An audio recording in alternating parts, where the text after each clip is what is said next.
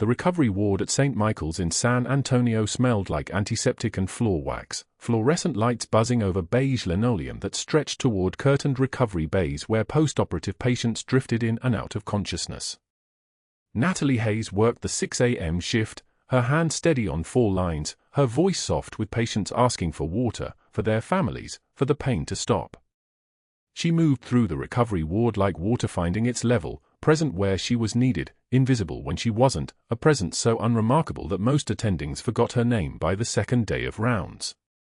8 months she'd worked here, 9,084 patient hours by her own count, and in that time she'd earned the quiet respect of every conscious patient on the ward and the cold suspicion of exactly one man. Dr. Marcus Mercer. His shoes clicked on tile before his shadow arrived. Italian leather, $800 minimum, polished to the point where fluorescent light bounced off the toe box. Natalie noticed because she noticed everything, the scruff on the surgical resident's jaw that meant he'd worked 22 hours straight, the tremor in Mrs. Patterson's hands indicating pain management wasn't adequate, the way Mercer's jaw tightened when he had to ask someone else a question instead of issuing commands. She didn't look up from her charting as his footsteps approached. The pen in her hand continued moving across the intake form with the same fluid precision she'd used once to document something far more urgent in a language she no longer spoke. The arterial bleed had come 3 weeks earlier, a routine arteriovenous fistula revision in a diabetic patient that turned ugly when the vascular surgeon nicked the brachial artery during closure. Blood. Not the slow seep of a clean puncture but the arterial spray that meant seconds, not minutes. Natalie was already moving before anyone called for backup, her hands reaching for the supplies her muscle memory knew the location of before conscious thought finished forming the thought. 14-gauge needle from the code cart. Direct pressure to proximal site. Tourniquet improvised from surgical tape and a roll of gauze twisted with the kind of torque that would cut off blood supply but save a limb. The vascular surgeon watched with his hand still in the wound, stunned, while she managed the bleed with the kind of clinical efficiency that belonged in a trauma bay, not a recovery ward. Her sutures when he handed her the needle, those precise, economical stitches with no wasted motion, had made him pause mid-conversation with the resident. That pause had mattered. 3 weeks later, Staff Sergeant Kyle Morrison had arrived in recovery following a motorcycle accident on I-37, crushed chest injuries and a femur fracture that would take 6 months of PT to walk on again. Natalie had been checking his drain output on post-op day 2 when he'd grabbed her wrist with surprising strength for a man on morphine drip and asked, "Baghdad?" Not his current location. Not "where are you from?" Just that single word, spoken like a password, like recognition across a divide. She'd frozen for exactly 1/10 of a second, the first time her composure had cracked in daylight since arriving in San Antonio, and that microscopic hesitation had been enough. Morrison had smiled, the kind of broken smile that comes from knowing something true about someone. "Field sutures," he'd whispered. "Nobody gets those angles unless they've done them under fire." She had not responded. She documented his pain levels, adjusted his anticoagulation protocol, and left the room. But Morrison had asked again the next morning, and the morning after that, each time getting a little more specific. 3 tours. Helmand. You ran with ISF, until finally she'd made the mistake of not correcting him, and in that silence, Morrison had gotten his answer. He'd fallen asleep smiling, his hand unconsciously reaching for the dog tags that weren't under his hospital gown anymore, discharged to his ex-wife along with his discharge paperwork. Dr. Mercer had been in Morrison's room exactly once, doing morning rounds with the surgical team, and had noticed nothing. But someone had told him. Someone on the ward staff had mentioned that Morrison knew Hayes from service, or maybe Mercer had overheard a conversation, or maybe he'd simply noticed the way Morrison's eyes tracked her across the recovery floor with the particular attention of someone seeing a ghost he thought was dead. By the end of that week, Mercer had pulled her file. What he found had troubled him enough to start keeping notes. Natalie Hayes, age 34, licensed practical nurse with emergency certification, employed at St. Michael's Recovery Ward for 8 months, prior employment listed as freelance medical consultant, foreign service contract work, and an 18-month gap between 2014 and 2016 with no explanation. No criminal record. Spotless professional history.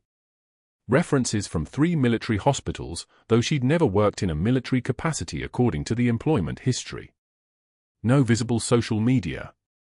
No family listed as emergency contact, instead, the number of a law firm in Arlington, Virginia that when he'd had his office manager call, had politely declined to discuss their client. Those things had made Dr. Mercer smile the smile of a man who'd found leverage. The recovery ward had been quiet that morning, which meant the post-operative patients were stable, which meant Natalie's work was unobtrusive and efficient. She'd run 147 post-op vitals by 10 a.m., managed 3 pain medication requests, caught a potential pneumonia in a CAG patient by listening to lung sounds most nurses would have missed, and had already refilled every supply cabinet before the day's shift even arrived. Her station was organized by size and function, instruments grouped by procedure type, medications arranged by frequency of use. Everything where it should be. Everything ready. She was documenting the last intake of her shift when Dr. Mercer approached with his folder and his clicking shoes and the particular look in his eyes that meant he'd found something he intended to use. "Hayes," he said, and his voice carried the tone of a man accustomed to being listened to without question. "Walk with me." She set down her pen. Did not rush. Did not apologize for being at her station when he needed her elsewhere. Simply finished the note she was writing, stable vitals, pain-controlled, output within normal parameters, and stood. The scar on her left shoulder pulled slightly as she rose, 3 inches of poorly healed tissue from a piece of shrapnel that had come through the clinic wall in Kandahar. She wore it under long sleeves, a deliberate choice about visibility and invisibility. Mercer had never seen it. But Morrison had, one afternoon when she'd reached for a high shelf and her sleeve had ridden up, and he'd gone very still in a way that meant recognition. They walked toward the administrative corridor, away from patients, away from the nursing staff, into the fluorescent-lit hallway where confidential conversations happened. Mercer's office was at the end, corner space with a window overlooking the parking lot and a diploma from Johns Hopkins on the wall. But he didn't go that far. He stopped at an empty conference room, gestured for her to enter, and closed the door with a soft click that sounded like a small animal dying. "Your employment history is interesting," he said, not bothering with preamble. "Very interesting. You list a gap here, 2 years in the middle of your work history where you're essentially vanished. No civilian employment. No credit card activity. No tax returns for 2015. He opened the folder, not to show her anything specific, but to let her see the thickness of it. "Care to explain that?" She stood perfectly still. Hands at her sides. Jaw set once, a single muscular contraction that would not repeat. "That information is listed as unavailable on my employment file as submitted and cleared by St. Michael's HR department." "Right. Cleared. That's interesting too." His smile widened. He was enjoying this, she could tell. The kind of man who enjoyed power dynamics, who took pleasure in the discovery that someone might have something to hide. "Because I know people. I have friends at the Pentagon. Friends who know people in HR and in classified records, and they tell me that sometimes, people who worked in classified capacities leave gaps like that. Deliberate gaps. Sometimes those people aren't even supposed to exist on paper." She did not respond. Her breathing remained steady, diaphragmatic, the breathing of someone who had done this before, stood in front of someone with power and said nothing while they assembled their understanding. "I don't really care," Mercer continued, and this was where his incompetence became apparent, where his arrogance revealed that he didn't understand what he was looking at. "I don't care if you're a ghost or a spook or whatever you were. What I care about is that you're here now, in my recovery ward, and you're either going to understand your place in this hierarchy, or we're going to have a serious conversation with hospital administration about employment verification discrepancies." It wasn't a threat yet. It was foreplay to a threat, the kind of posturing that small men did when they'd found a piece of paper they thought gave them power. Natalie had been threatened by people whose hands had actual weapons in them. By people who controlled decisions about life and death through choice, not paperwork. But she recognized the mechanism. This was how civilians built their dominance. Through bureaucracy. Through systems. through the very infrastructure that was supposed to protect people like her. "I understand," she said, and her voice was quiet, deferential, the voice of a woman who worked in recovery wards and knew her place. "Is there something specific you need?" He was disappointed by her compliance, she could see it. He'd wanted resistance, something to justify what he'd already decided. But she didn't give it to him.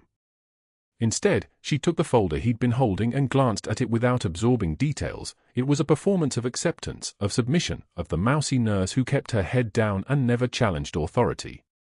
It was a mask she'd been wearing for 8 months, and it fit perfectly because it was designed to fit. Because she understood something Dr. Mercer did not, that the most dangerous thing in any room was the person everyone had decided was harmless. The next morning, she would question a shipment of cardiac monitors in the staff meeting, 3 units of Philips monitoring systems at $47,000 per unit when equivalent models could have been purchased for $18,000. She would ask, quietly and with her hand raised like a good subordinate, if there had been a cost-benefit analysis on the newer model, if perhaps the older model might have served the recovery ward's needs at a fraction of the cost. But that was tomorrow, and that fracture was still forming, and for now, she simply nodded and said, "I'll be more careful about following protocols," and watched Dr. Mercer realize that whatever leverage he thought he had, she'd already decided what it was worth. The red marker was still wet when Natalie saw it. Written up for insubordination. Her name in block letters beneath it. 15 nurses passing through shift change, eyes sliding away from hers like oil off water. She stood in front of the whiteboard for 3 seconds. 4. Then she walked to Dr. Mercer's office. He was expecting her. Of course he was. The office smelled like cologne and leather, expensive, the kind that masks the smell of something else underneath. Fear, maybe. Or hunger. "Close the door," Mercer said without looking up from his desk. She closed it. "You embarrass me in that meeting, Nurse Hayes. In front of board members. You questioned my judgment about necessary equipment purchases." He steepled his fingers, a gesture meant to convey authority. It conveyed nothing. That isn't your role.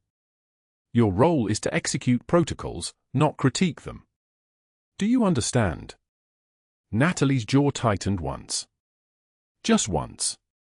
The rest of her stayed perfectly still, shoulders level, hands at her sides, breathing steady and shallow. The kind of stillness that comes from having held a bleeding soldier upright while incoming fire bracketed the building. The kind of stillness that turns fear into information. "I understand, Doctor," she said. "One more incident like that and you're finished here. Do I make myself clear?" "Perfectly clear." She walked out and returned to her charting as though he'd commented on the weather. But that wasn't the worst part. 3 days later, during a patient room consultation, Mrs. Chen's surgical drain needed changing. Natalie had done it 100 times, careful asepsis, precise technique, the kind of wound care that prevented infections before they started. She was already gowned, already positioning the sterile field, when Dr. Mercer appeared in the doorway with Mrs. Chen's daughter. He didn't knock.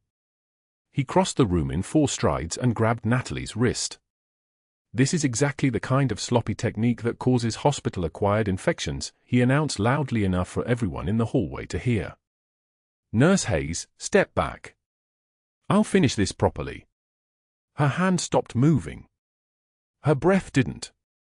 The room went so quiet you could hear the ventilator hissing in the next bed over.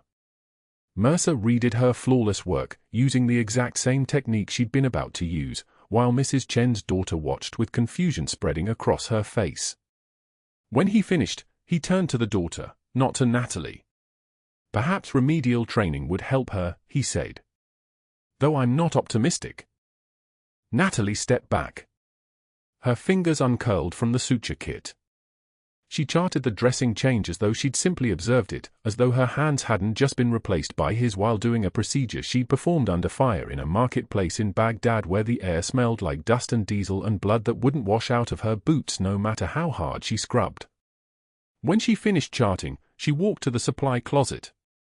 The fluorescent lights buzzed overhead like flies trapped in glass. She opened her locker, the same locker where she kept 2 extra pairs of scrubs, compression bandages for her left shoulder, and the folded flag. Captain Diaz's flag. From the ambush. From the op that the Pentagon had erased along with her name, her rank, her entire existence in the classified raid that had ended 3 different ways depending on which version of the story you were reading. She'd kept his flag for 8 months in this hospital. No one knew. No one would ever know. She touched the fabric. Blue and red and the precise creases of a military funeral that she hadn't been allowed to attend because by then she was officially dead, discharged under circumstances that disappeared into redacted documents and sealed files. Her hands were steady against the fabric. The trembling wasn't fear. It was restraint. She folded the flag again, the same careful creases, and placed it back in the locker. When she emerged, Marcus was waiting in the hallway. The elderly orderly with the kind eyes who always left his mop bucket in a corner and remembered everyone's coffee order. He lowered his voice. "He's been talking about you in the break room," Marcus said. "Telling people you're dangerous. Says you don't follow the chain of command. Says you make up your own rules. Thank you for telling me. He's building something. I've worked here 32 years. I know when someone's building a case." Marcus glanced around, then met her eyes. "Whatever it is you're running from, I hope it was worth it." She didn't answer. There was nothing to say. Some things were worth running from. Some things caught you anyway. The isolation deepened over the next week. Staff schedules shifted. Suddenly Natalie was working opposite shifts from the nurses she'd built relationships with. Equipment requests took twice as long to process. A patient's family asked specifically for another nurse because they'd overheard Dr. Mercer mention her name with concern. The fracture was becoming visible now, spreading through the ward like a hairline crack in ice. She noticed the supply inventory logs appearing on her station. Unsigned requisition forms with her name printed in red. A memo about questionable medication disposal practices that didn't exist, but the memo was there, documented, filed. He was building a paper trail. Creating a record. Constructing a narrative where she was the problem. Natalie recognized the technique. She'd seen it before in other contexts, in other wars. The way you isolate a target before you move. The way you erode credibility before you strike.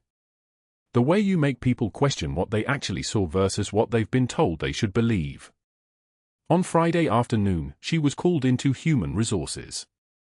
The woman behind the desk had kind eyes and a folder that was clearly thick with documents.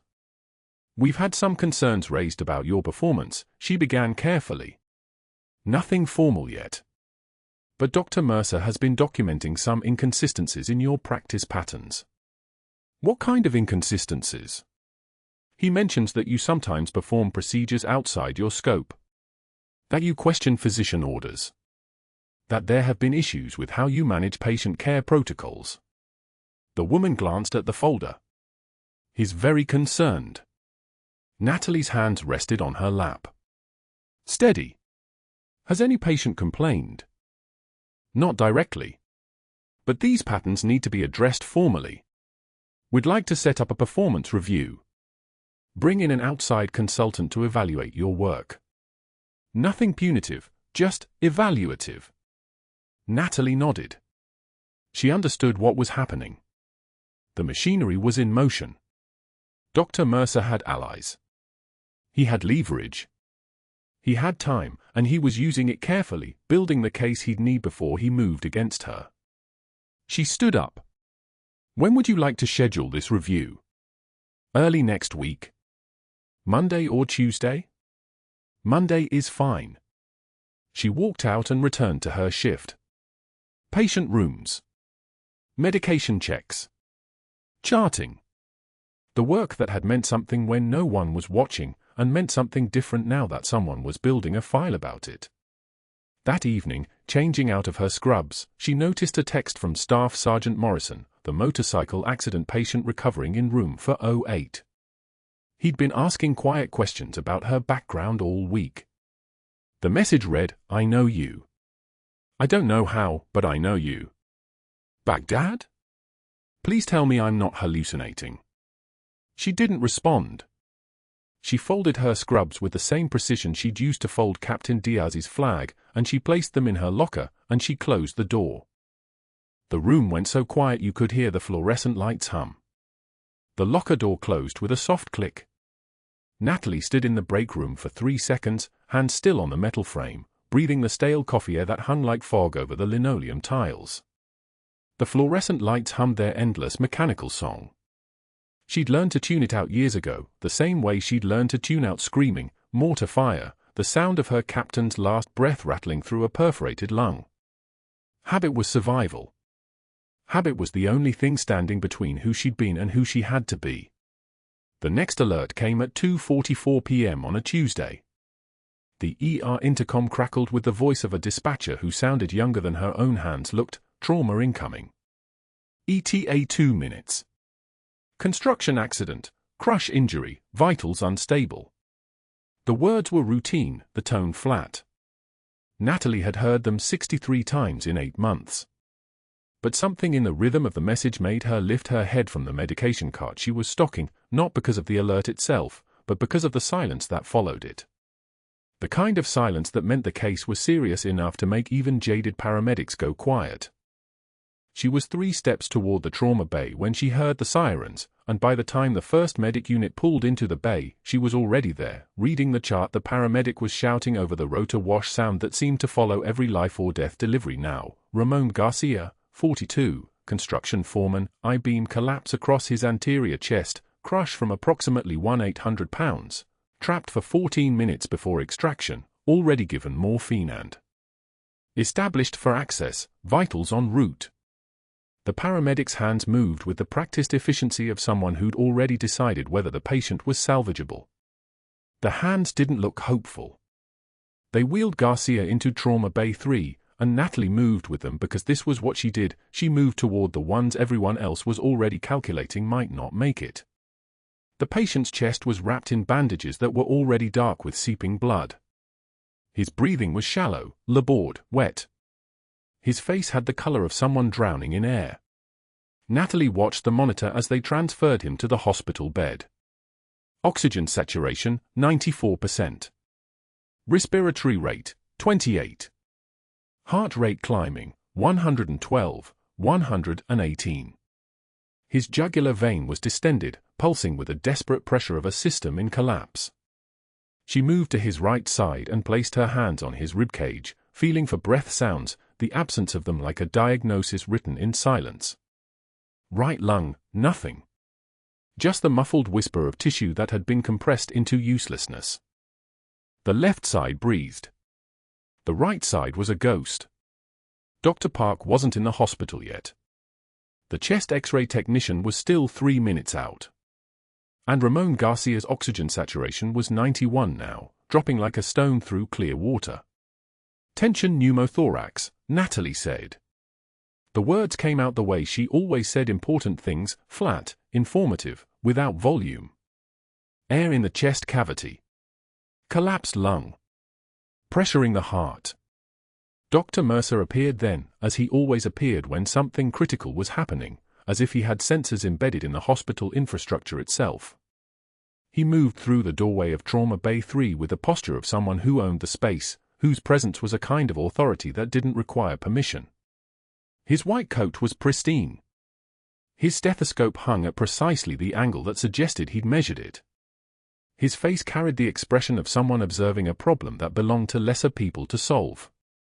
"We wait for imaging," he said. Not asked. Stated, the way one states the laws of physics. Garcia's oxygen saturation hit 88. Natalie was already moving toward the crash cart, already pulling the 14-gauge angiocath needle from its sealed package, already prepping the second and third intercostal space, midclavicular line, the exact anatomical landmark where air could be released before it squeezed the heart into uselessness. Her hands moved with the kind of precision that came from having performed this procedure under fire, in sandstorms, with incoming rounds making conversation impossible. Precision was memory. Memory was survival. "Step back, nurse." Mercer's voice cut across the room like a blade finding the space between ribs. Dr. Park is en route. We wait for the attending. He won't make it, Natalie said. Not a request. A statement of medical fact, delivered with the same tone she might use to state that bleeding required pressure or broken bones required immobilization. Your opinion is noted and disregarded. Mercer positioned himself between Natalie and the patient, and this movement, this physical placement of his body as a barrier to her hands, crystallized something in the room that everyone could feel but no one could name. This wasn't about medicine. This was about power. This was about who got to decide, and who had to obey, and what happened to people who forgot the difference. Garcia's wife was in the corner, phone in her hand, thumb moving but not pressing, as if she was composing a text she'd never send. The monitor displayed 85 now. Then 84. Natalie could feel her heartbeat moving from her chest to her wrists to the tips of her fingers where they held the needle. She'd felt this rhythm before, that moment when the calculation had to be made between obedience and function, between following orders and preventing death. She'd made this choice in a marketplace in Fallujah when her commanding officer had ordered the convoy to stand down and her field medic's mind had seen the chest wound that wouldn't survive standing down. She'd made it every time the rules of engagement had contradicted the rule that said you didn't leave people to die if your hands knew how to save them. The Pentagon had erased her for that. Had made her disappear. Had taken her captain's rank and her security clearance and her official existence and had filed all of it in a classified compartment marked Need to Know, and had told her that the only way to live was to accept that she would never officially be anywhere again.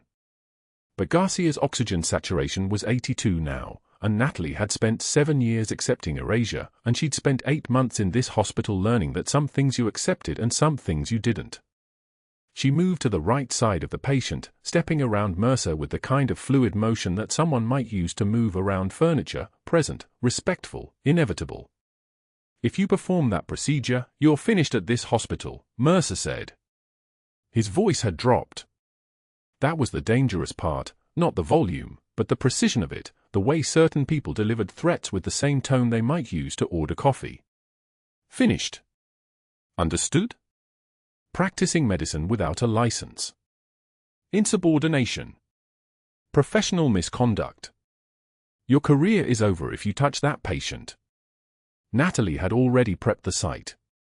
She was already feeling the thin ridge of cartilage between the second and third ribs, already centering the needle, already moving through the motion with the kind of muscle memory that didn't require permission from her conscious mind. He'll be dead if I don't, she said. The needle went in. For one perfect moment, there was no sound except the rush of compressed air escaping from the space where it had no business being. The hiss of pressure releasing. The sound of something balanced finally tipping back toward survival. Garcia's chest heaved, and his body drew a breath that wasn't labored, and the color that had been draining from his face like water from a broken vessel suddenly stopped, suddenly reversed, suddenly looked like a person breathing instead of a person drowning in his own biology. Oxygen saturation, 85. 89, 92. Climbing toward normal like a diver ascending toward light. She didn't need to do that, someone whispered. She shouldn't have done that, someone else said. But Garcia was breathing. And his wife had stopped composing text messages and was moving toward him instead, and his vital signs were stabilizing, and his pupil response was reactive, and he was alive in the way that he wouldn't have been alive if Mercer had been right about waiting. Dr. Park arrived 7 minutes later and examined the decompression with the practiced eye of someone who'd seen thousands of them, and she nodded at Natalie, not a nod of approval exactly, but a nod of acknowledgement, the kind of nod that said she understood what had been necessary. But Mercer was already in the hallway, phone at his ear, voice low and urgent. She could hear him from her position at Garcia's bedside, could hear the cadence of someone activating something larger than a moment of defiance. It's happening again, he was saying to whoever answered. I need you. I need the board. I need the attorney.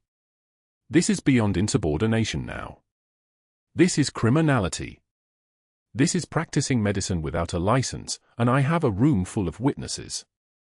The words kept coming, each one a door opening to something larger, something that had started the moment she'd moved around him and hadn't stopped.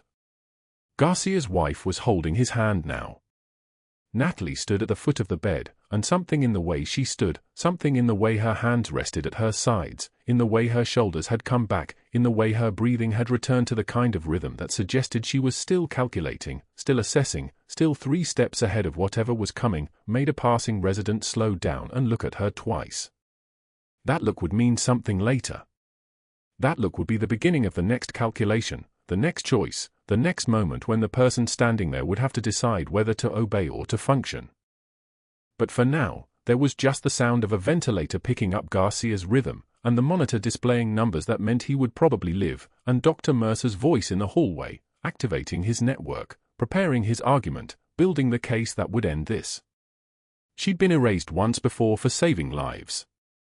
She'd learned to live in the shadows, learned to disappear, learned to accept that being invisible was the price of being alive. The question that was forming now, in the fluorescent-lit silence of Trauma Bay 3, was whether she had anything left to protect by staying erased. Within an hour of Ramon Garcia's oxygen saturation climbing back above 90, Dr. Mercer had assembled his coalition in the administrative conference room on the 4th floor. 2 board members he'd golfed with for 6 years. The hospital attorney, a woman named Patricia Chen who owed him a favor from a malpractice case he'd helped her bury 3 years ago. And the investigator, a thin man with a preliminary report that smelled of diesel exhaust and photocopier toner, sitting with his briefcase open across the polished mahogany table. Mercer laid out his narrative with the precision of a surgeon marking incision lines. A nurse performing procedures beyond her scope. A pattern of insubordination. Selectively edited incident reports, each one a brick in a wall he'd been building for 8 months. He walked them through the needle decompression, frame by frame from the security camera footage. She performed an invasive procedure without physician authorization, he said, his voice like a blade sliding into silk. That's practicing medicine without a license. That's not nursing. That's criminal negligence waiting to happen. The board members nodded. They'd known Mercer for years. They trusted his judgment. They didn't know about the medical supply kickbacks. They didn't know that Natalie's efficiency threatened to expose phantom billing codes worth $300,000 annually. They only knew what he told them. What about the patient outcome? One board member asked, Morrison, a cardiologist who'd never actually seen Natalie work. Irrelevant, Mercer said flatly. Protocol is protocol. If we tolerate this kind of autonomous decision-making, we open ourselves to liability from every nurse in this hospital who decides she knows better than her attending physician. Patricia Chen was already drafting the suspension language in her head. The phone call took for minutes. By 6:56 p.m., security was escorting Natalie out of St. Michael's Hospital while Ramon Garcia lay unconscious in the ICU, his collapsed lung fully re-expanded, his vitals stable, unaware that the woman walking past his room had just saved his life. She carried a cardboard box filled with her personal items, a coffee mug, a photograph of a hiking trail in Colorado, a stethoscope that had cost her $80. She passed Morrison's room and saw him watching from his bed, confusion crossing his face. She walked past the nurse's station and watched her former colleagues look away. Nobody made eye contact. Nobody spoke. The termination letter arrived certified mail on Friday. Grounds for suspension pending investigation into scope of practice violations. Pending review. Pending. A word that meant she was erased but not yet officially gone. The following Tuesday morning, grey and cold and tasting of rain, Natalie returned to the hospital laundry room to turn in her scrubs. She'd worn them for 214 shifts. The attendant, an older man named Roberto who'd always smiled at her, pointed to the folding table without meeting her eyes. Shame by association. It was contagious. She laid the scrubs out one at a time. The first top. The first pair of pants. The second top. The underscrub shirt. Each one folded with the same precision she'd used 7 years ago when she folded her captain's bars into a drawer in a barracks room at Fort Bragg, when the Pentagon had erased her from existence after the classified raid went sideways. When they decided that a decorated Special Forces officer was more valuable as a ghost than as a hero. The memory lived in her hands. Her hand still knew how to fold things away. She was placing the final folded top on the counter when her phone buzzed. News alert: armed man storms St. Michael's recovery ward, staff evacuated, police responding. Natalie's hands stopped moving. The fabric was still warm from being pressed against her palms. Her eyes moved from the scrubs to the phone screen to Roberto's face, which had gone pale. A second alert chimed 20 seconds later. Witnesses report man screaming in Arabic, massive build, covered in scars, multiple injuries. She didn't ask permission. She didn't fold the remaining scrubs. She set the phone down next to the neat stack of fabric and ran. The rain hammered St. Michael's parking lot like gunfire. Natalie's boots splashed through puddles that reflected the emergency lights. Police cars lined the emergency bay entrance, officers in tactical gear, weapons drawn, perimeter established like they were surrounding a bomb. She walked past the barricade without slowing. "You can't." She kept walking. They saw the hospital badge she no longer had clearance for. They saw her move with the kind of authority that made them hesitate long enough for her to pass through the service entrance she'd used for 8 months. The recovery ward hallway was empty. A medication cart lay on its side, for bags scattered across the tile like casualties. Glass from a monitor had fractured into a web of cracks. An oxygen tank rolled slowly down the corridor in the current from the opening doors, its metallic clanging echoing against the walls. The evacuation had been thorough. At the far end of the hallway, outside the locked trauma bay, a man was screaming in Arabic. He was massive, 6'4", 260 pounds of rage and muscle, scarred face and neck covered in the white trails of shrapnel wounds, trying to force his way through the reinforced door. Staff had locked it from the inside. They'd barricaded him out with their own institutional safety protocols. He screamed a name, "Garcia! Garcia! Tell them! Tell them I am here!" Natalie saw the tracheotomy scar on his throat, a specific surgical line she recognized because her hands had made it. She saw the shrapnel scars on his jaw in a pattern that was unique as a fingerprint. She remembered Baghdad Marketplace, 2016, the ambush, the sniper fire pinning down her team, the civilian she'd pulled from the rubble whose airway was crushed, whose breathing had stopped, whose life had been 3 minutes away from ending permanently. She'd performed the emergency cricothyrotomy right there on the street while rounds impacted the concrete around her, had intubated him with supplies pulled from her medical bag, had kept him alive until the helicopter could extract them both. His name was Khalid. She'd never seen him again after they medevaced him out. She walked toward him while alarms blared and his screaming echoed through the hospital corridors. The sound of rubber soles on tile. Her breathing, measured, controlled, the breathing of someone who had done this before. The breathing of someone who had walked toward danger when everyone else was running away. "Khalid," she said quietly. He spun. His eyes were wild, bloodshot, unfocused with rage and grief. Then he saw her face. Then he saw the way she moved. Then he saw her hands. He froze. The screaming stopped. The sound of his breathing, ragged, filled the silence where the alarms had been. "Al-Malik al-Aswad," he whispered. "Black Angel." His voice cracked across the words like ancient glass. He collapsed to his knees, sobbing, his massive frame folding like it had been waiting for permission to break. Staff Sergeant Morrison rolled his wheelchair out of his room at the far end of the hallway, his phone already out, already recording, the red light of the camera catching the fluorescent light. He'd heard Khalid screaming. He'd heard Natalie's voice. He'd heard the name. "What did he just call you?" Morrison asked. Natalie knelt beside Khalid, her hands on his shoulders, and she didn't answer because answering meant speaking aloud the identity she'd spent 7 years burying. She just knelt there while he sobbed against her scrubs, the scrubs she'd just returned, the scrubs she no longer had permission to wear. Morrison was already Googling on his phone. His fingers moved fast. He found something. His eyes widened. Al-Malik al-Aswad. Black Angel. That's, holy shit. That's a call sign. Special Forces. He kept reading. His lips moved. The phone was still recording, still live streaming to the internet, still capturing the moment that everything was about to change. Captain Natalie Hayes, United States Army Special Forces, awarded the Silver Star for extraordinary heroism in Baghdad, 2016. Single-handedly extracted 12 civilians under sustained enemy fire while Dr. Mercer's voice cut through the hallway like a scalpel.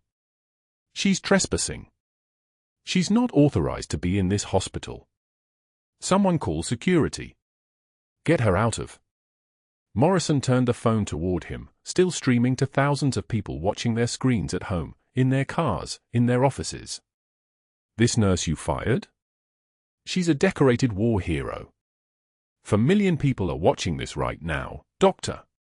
The silence that followed was so thick you could have intubated in it.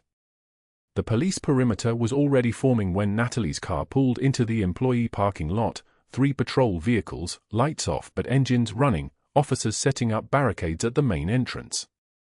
She didn't pull into her usual spot.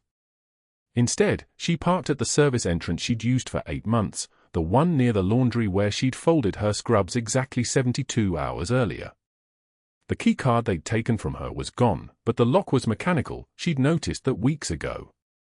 The door opened to antiseptic and the familiar hum of hospital machinery, and she moved through the service corridors like she'd never left, shoulders back, breathing steady. The first sound was wrong. Not the monitor beeping she knew. A crash, metal on tile, the medication cart overturning in the recovery ward with a sound like a wrecking ball through a pharmacy. Then screaming. Then the thunder of shoes on linoleum as staff fled toward the exits, their shadows stretching long under the fluorescent panels like they were running from artillery. But Natalie moved toward it. Through the service corridor intersection. Around the corner where the supply closet still held her locker. Then into the main ward where the massive man stood, 7 feet of scarred muscle and raw, incoherent rage, his voice screaming in Arabic, his fists destroying everything within reach. She saw his neck first. The scar tissue. Precise surgical incision lines running vertical through the larynx, smooth and professional despite the chaos of where it had been placed. She had made that scar 7 years ago. Baghdad, Jolan district, in a marketplace that smelled like diesel and blood, and she'd had 90 seconds before the patient asphyxiated. No surgical team. No operating room. Just her hands, a field scalpel, and a man who would have died without the emergency cricothyrotomy she'd performed in the back of a destroyed storefront while bullets chewed through the walls. This was him. Khalid. The civilian contractor she'd saved that day. She walked toward him while the last of the staff vanished down the east corridor. Her shoes made soft sounds on the tile. 1, 2, 3, 4. Her voice was steady. Khalid. He stopped mid-rampage. His hand was raised, about to smash a monitor, and his entire body froze like someone had hit pause. His head turned toward her. His eyes were the color of burnt-out headlights, hollow and desperate and searching, and when recognition flickered across his face it was like watching someone find solid ground after drowning. He dropped the monitor. It crashed to the floor but he didn't move. His lips formed words in Arabic, then English, then Arabic again. Then he whispered it, Al-Malak al-Aswad. The Black Angel. Her call sign. The one she'd buried 7 years ago in a Pentagon office when men with classified clearances had erased her from official existence and handed her a civilian birth certificate and told her to disappear because that operation had gone sideways and they couldn't afford the paperwork. Khalid was crying now, his massive frame shaking, his breathing ragged, and she crossed the remaining distance and caught him as he collapsed onto the tile floor. This man, this giant, reduced to a child in a broken hospital while she knelt beside him in her nurse's scrubs and held him like she had that day in Baghdad when she'd finished the emergency incision and his breathing had normalized and he'd grabbed her hand and pressed it to his forehead and said her name in the language of the place. Where neither of them was supposed to exist. Captain. The voice came from the east corridor. A man in a visitor's badge, early 60s, military bearing, the kind of posture that came from decades of discipline, was standing there holding his phone, its screen still glowing with a live stream window. Staff Sergeant Morrison. He'd been in Bay for visiting his father. He'd been streaming the entire encounter. For million people watching right now. Staff Sergeant Morrison, 160th SAW. I found your citation. Silver Star, Captain Hayes. Extraction of 12 civilians under direct fire, Sanjin Valley, classified operation approved for public recognition post-2021. Your legend. The doors to the recovery ward burst open and Dr. Mercer walked through like a man still operating under the assumption that the world bent to his will. He took in the scene, Natalie kneeling beside the massive scarred man, Morrison standing with his phone, the destroyed medication cart, the abandoned monitors, and his jaw tightened. Security. Remove her.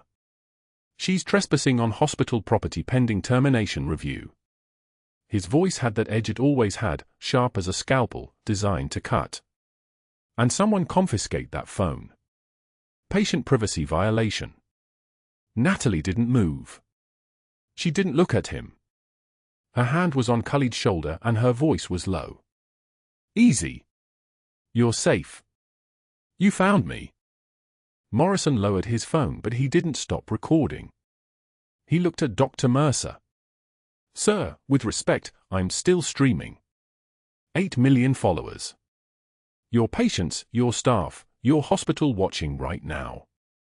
He angled the phone slightly and Mercer saw himself on the screen, his sneer, his dismissal, the moment he'd tried to have a decorated officer arrested while she calmed a dangerous patient everyone else had abandoned.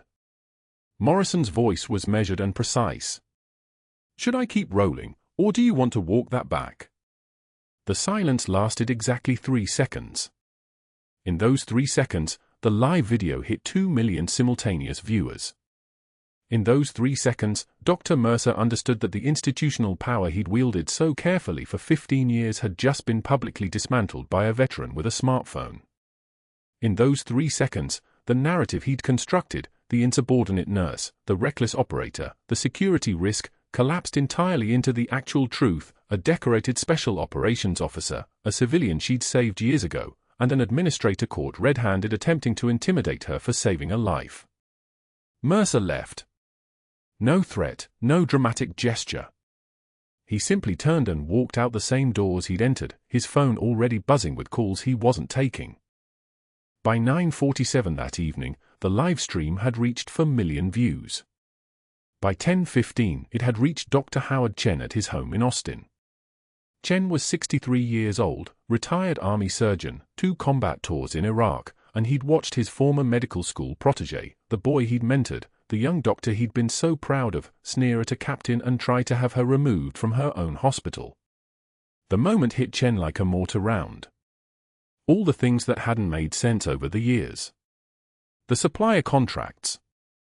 The equipment orders that never aligned with patient volume. The billing codes that had seemed inflated when he'd crossed paths with Mercer at conferences. The unease he'd carried silently because they were colleagues and Mercer had always been competent and successful, and now, watching him try to destroy a decorated officer for doing her job, Chen finally understood what that success had cost. He made 3 phone calls. To the hospital board chairman. To the state medical licensing board. To a forensic accountant specializing in healthcare fraud. Then he pulled up his files, 6 years of documented suspicions, supply audits, billing anomalies he'd quietly noted but never formally reported. This time, he reported everything. The board sealed Mercer's office by noon the next day. Phantom cardiac monitor orders totaling $340,000. Kickback arrangements with 3 separate medical equipment suppliers. Billing codes that didn't match actual patient usage, exactly what Natalie's efficiency would have exposed if he'd ever let her do her job. His attorney stopped returning calls by Wednesday. His golf buddies on the board recused themselves and hired external counsel. The state medical board suspended his license pending criminal investigation. His wife filed for separation on Thursday. By Friday, St. Michael's gave him a choice: resign immediately with a neutral reference, or face termination and criminal prosecution. He resigned. 6 weeks later, Natalie stood in her reinstated scrubs. They'd offered her the supervisor position and she'd declined, and watched through the window overlooking the parking lot as Dr. Mercer loaded CPR dummies into a dented Honda Civic with a magnetic sign reading Community College CPR Training. His polo shirt had the company logo embroidered on the chest.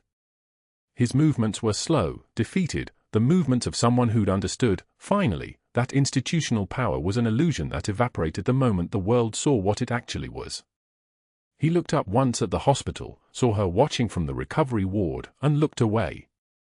Her locker door displayed the folded flag from her team leader, not hidden anymore, not buried under her civilian identity. Beside it was a handwritten note in Arabic from Khalid, "Thank you for my life." Twice. The hospital's new chief medical officer was Dr. Howard Chen, and he'd offered her anything she wanted. Natalie had declined the supervisor position. Bedside, she'd told him.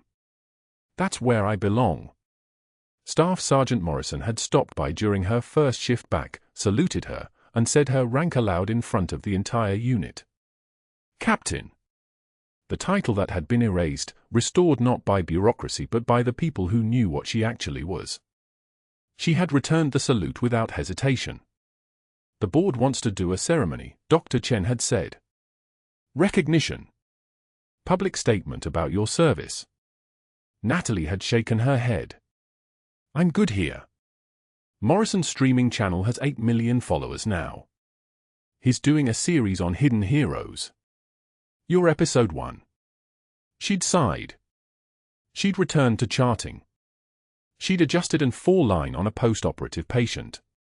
She'd checked vitals with the same steady hands that had held lives together in Baghdad and saved them here in San Antonio, invisible by choice, exactly how she preferred it.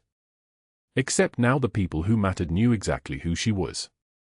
When you watch someone rise, really rise, not through titles or ceremony but through the quiet restoration of truth, you're watching what actual power looks like.